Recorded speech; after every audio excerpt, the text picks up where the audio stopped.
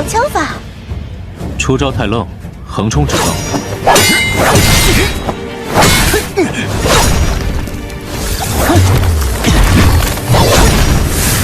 居然是风！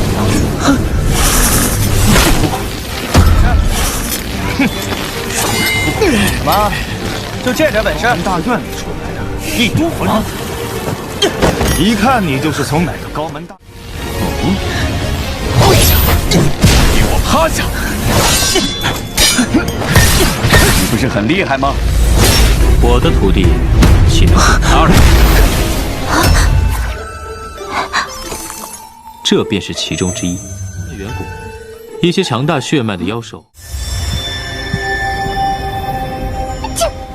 Halo kawan-kawan, apa kabar? Semoga selalu sehat dan banyak rezekinya ya, amin.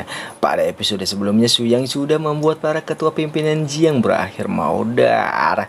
Liu Shang juga sok keras ingin merampas juga berakhir mengenaskan. Sementara San Ming ditendang dengan keras dan kekuatannya juga dianggap cuman kayak anak kemarin sore. Dan Suyang juga sudah membuat murid Neng Imut jadi makin OP aja nih. Dan yang terakhir, Suyang dan King Su yang berada di pelelangan bertemu pemuda kaya raya. Waduh, bagaimana ceritanya? Oke lah, sebelum kita melanjutkan, alangkah baiknya subscribe dulu dong agar kalian tidak ketinggalan video-video berikutnya. Jadi mari kita mulai. Siapkan kopi, luruskan kaki, hormati ibumu, cintai keluargamu, dan sayangi pasanganmu. Gas, gas, gas, gas.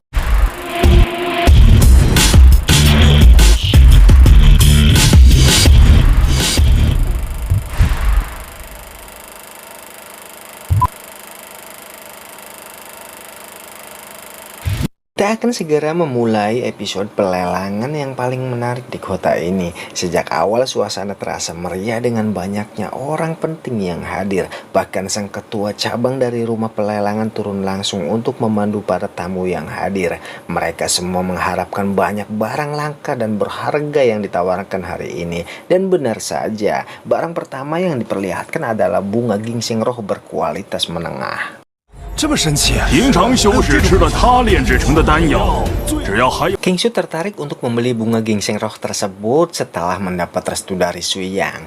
Dia menawar dengan harga 3 juta mutiara emas. Namun tiba-tiba Tian Feng muncul di sana dan menawar dengan harga 10 juta mutiara emas. Harga tersebut terlalu mahal dan tidak masuk akal. Akan tetapi ketika Suyang melihat muridnya yang sedih, ia bangkit dan menunjukkan sebuah harta super langka yang membuat semua orang terpana. 喝3节高级丹药。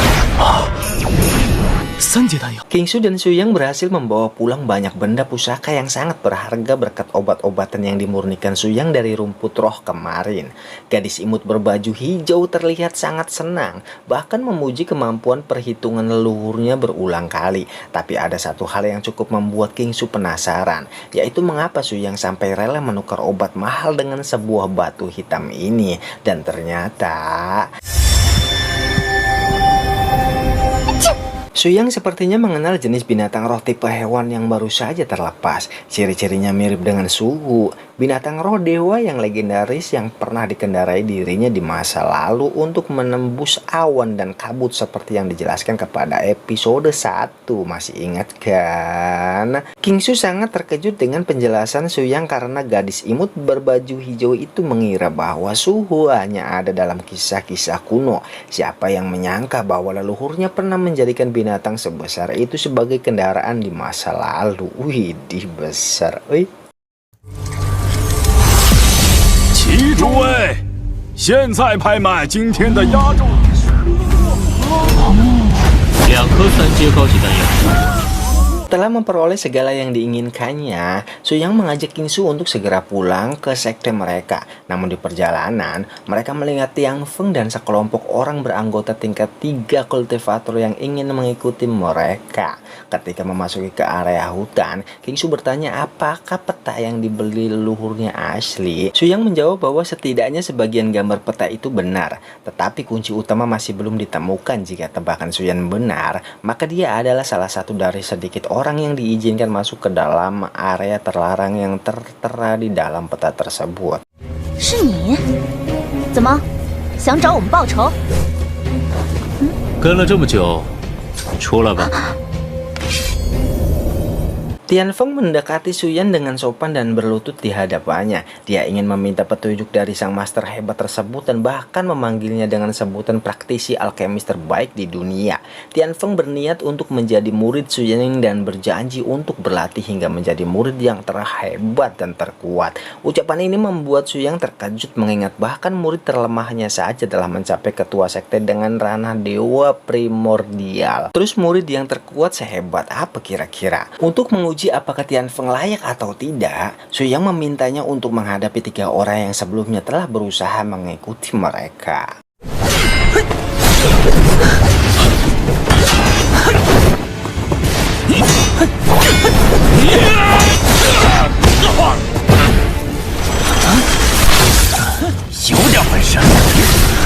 Hao 出招太愣，横冲直撞。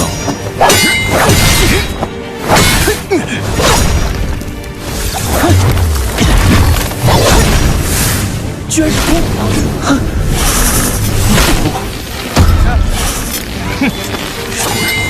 妈，就这点本事？大院里出来的，一都魂。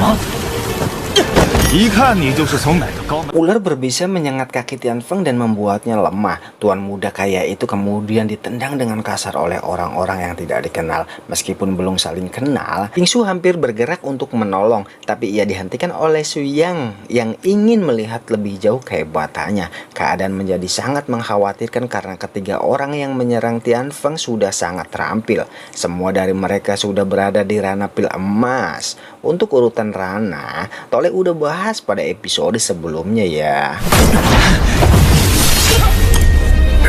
Ternyata Tian Feng masih mampu melawan dan berhasil mengalahkan orang jahat tersebut. Namun masih ada satu yang perlu dihadapi oleh Tian Feng. Orang itu tampak sangat aneh karena ia bahkan merasa senang setelah mengetahui teman-temannya kalah. Sejak awal dia hanya ingin merampas harta mereka dan menggunakan teman-temannya sebagai tumbal dan tameng hidupnya. Waduh.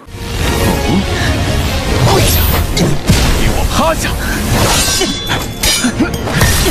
你不是很厉害吗？我的徒弟岂能是他人？ Suyan berkata bahwa dia tidak akan membiarkan muridnya tunduk kepada siapapun. Kata-kata tersebut membuat kita percaya bahwa Tian Feng telah menerima menjadi murid dari leluhur sekte Tianlan yang terkuat di bumi. Wih. Selain itu, Suyan juga mengirimkan energi suci ke tubuh Tian Feng dan berhasil menghilangkan racun api yang menyebar dalam darahnya. Tian Feng berterima kasih kepada Suyan karena telah menyelamatkannya dan membuatnya menjadi murid dari sosok terkuat di muka bumi. 是你能打的，上你打我，该小爷报仇了。嘿嘿。 Setelah kejadian kemarin, secara resmi Tian Feng dianggap sebagai murid dari sang leluhur masa lalu. Sebagai hadiah pertamanya, dia berniat menyerahkan sebuah token giok yang katanya merupakan kunci menuju alam rahasia. Pokoknya, ini adalah benda langka yang sangat langka, bahkan belum pernah dijual di rumah lelang manapun. Hanya dengan token giok ini, seorang bisa masuk ke dalam alam rahasia. Mendengar hal ini, King Su merasa sangat senang. Dia sudah bisa membayangkan berapa banyak keuntungan yang bisa dia dapatkan dari tempat tersebut. 静止却一点用。 Tian Feng dibuat bingung dan tidak mengerti bagaimana gurunya bisa mengetahui begitu banyak hal yang ada di dunia. Ternyata alam rahasia yang menjadi incaran banyak orang merupakan sebuah area yang diciptakan oleh salah satu muridnya. Intinya, jika Suying ingin masuk ke alam rahasia tersebut, dia hanya perlu masuk aja. Penjelasan ini membuat Tian Feng terkejut. Dia tidak pernah menyangka bahwa kekuatan luar biasa yang ada di masa lalu merupakan bagian dari kejayaan gurunya. 这万年里到底发生了什么？天风宗怎会消失成为秘？ King Su tiba-tiba menginterupsi renungan Suyang. Dia pernah mendengar dari abangnya ketika pertama kali tiba di sekte Tianlan bahwa ribuan tahun yang lalu pernah terjadi bencana. Namun, tidak pernah dijelaskan jenis bencana apa yang terjadi. Cerita ini membuat Suyang heran karena ia terbangun puluhan ribu tahun setelah bencana tersebut terjadi. Dia penasaran apa yang terjadi sehingga membuat kemampuan kultivasi semua orang menurun. Bahkan sekte-sekte besar di masa lalu juga menghilang. Suyang tidak tahu di mana dan berapa banyak keturunan dari sekte-sekte besar tersebut saat ini. 在去秘境之前，你须得学会。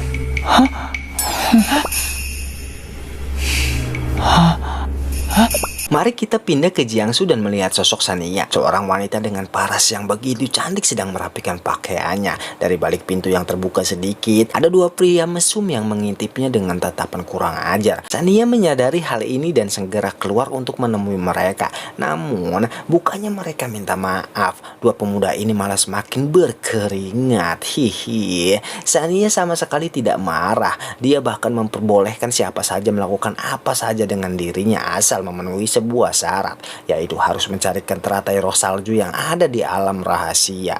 Kemudian kita kembali ke sekte Tianlan untuk melihat latihan antara King Su bersama Tian Feng.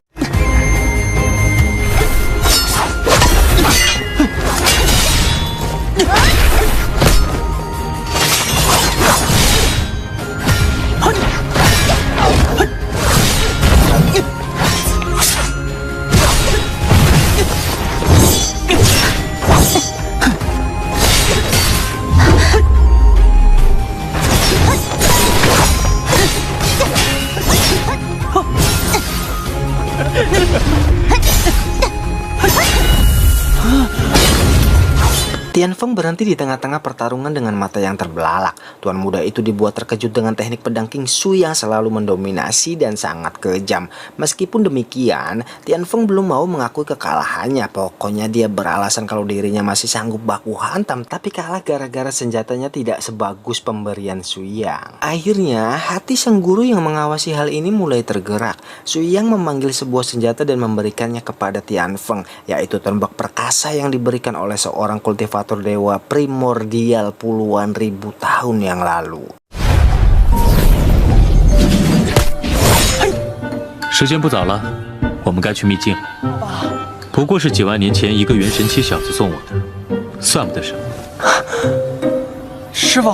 Setelah ini, Su Yang langsung mengajak kedua muridnya pergi menuju ke alam rahasia. Namun, jika mereka harus mengantri dan melakukan ritual token giok secara berurutan, dibutuhkan paling tidak 2 jam hingga mereka bisa masuk ke dalam alam rahasia. Masalahnya, Su Yang tidak akan mau menunggu selama itu. Dia juga sudah bilang kepada Tian Feng bahwa token giok itu tidak akan ada gunanya. Kemudian dia menghancurkan benda tersebut. Tindakan Su Yang membuat orang lain di sekitar tempat itu merasa sangat kesal dan mereka mengejek Su Yang yang hanya berada di ranah pemurnian Qi.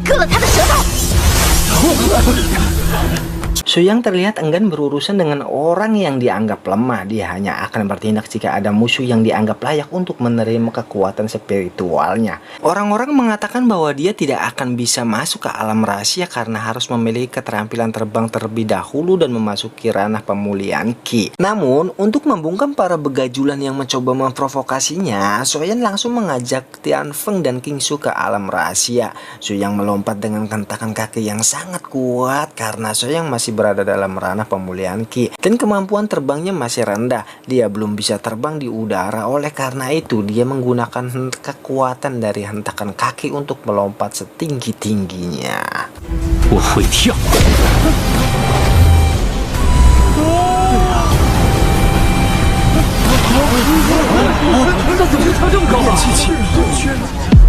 Tianlan总的，可是他们没有钥匙，为什么能成功？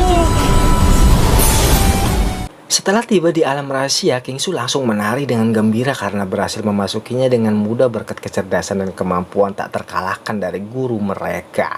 Di sana terdapat banyak bahan obat mujarab yang sangat berharga serta pemandangan yang sangat indah. King Su memetik salah satu bunga dan menunjukkannya kepada Su Yang. Selain itu, dia juga menemukan sebuah bunga warna kuning yang sangat cantik dan bernama Tinjusua. Su Yang menyadari adanya keberadaan orang lain di tempat itu, lalu memintanya untuk keluar. Namun, tanpa diduga, orang yang dimaksud ternyata adalah Sania, seorang wanita yang cantik dengan raut ketakutan. Dua pria yang tidak sopan tadi adalah anggota rombongannya. Namun, Sania meminta maaf dan mengatakan bahwa dia sama sekali tidak memerintahkan mereka untuk bergerak. Kedua pria itu hanya orang bodoh yang sembarangan melakukan tindakan tanpa berpikir panjang. Sania memberitahu Su Yang informasi tentang teratai salju yang katanya dijaga oleh binatang roh. 三娘打听到，此地有一处冰魄雪莲，愿意带你前去。冰魄雪莲，你有兴趣，3年愿意带。若 Suyang sebenarnya sudah mengetahui lokasi dari teratai salju yang dimaksud dan seperti apa binatang roh yang menjaganya. Bahkan seluruh lokasi penting di alam rahasia yang ada di sana. Namun dengan cara yang aneh dia malah memilih untuk ikut bersama dengan rencana yang mencurigakan Sania dan membiarkan wanita licik itu memimpin perjalanan mereka di depan. Selanjutnya mereka akan menuju salah satu tempat yang menyimpan harta surgawi dan juga melihat sebuah adegan yang memprihatinkan seberapa ganas binatang penjaga yang tersebar di alam rahasia ini. Waduh, sungguh lucu rasanya melihat bagaimana orang-orang berusaha mencari kunci untuk memasuki alam rahasia yang terkenal. Sedangkan yang bisa dengan mudah memasukinya, tentu saja murid-murid tidak akan melarang gurunya untuk masuk. Malah kalau ada penjaga gerbang ya, mungkin mereka pasti akan menghormati Suyang karena ia adalah murid yang menciptakan alam rahasia dan sudah berada di ranah Dewa Trimurti. Widih, mantap. Namun penjaga teratai salju mungkin akan memiliki reaksi yang berbeda kali ya ketika melihat Suyang. Mereka mungkin akan terkejut dan bertanya-tanya mengapa seorang manusia bisa dengan mudah memasuki tempat yang dijaga dengan ketat oleh binatang roh tersebut. Apakah akan terjadi pertarungan hebat atau malah Suyang akan langsung dibiarkan melewati dengan mudah? Kita tidak tahu, tapi tentunya hal itu akan menjadi sebuah tanda tanya dan menambahkan ketegangan dalam cerita. Seperti biasa, sebelum Tole undur diri, Tole ingin mengingatkan kalian untuk selalu bersedekah karena sedekah dapat menolong kita kelak saat kesulitan. Oke, sampai ketemu di kesempatan berikutnya. Bye-bye.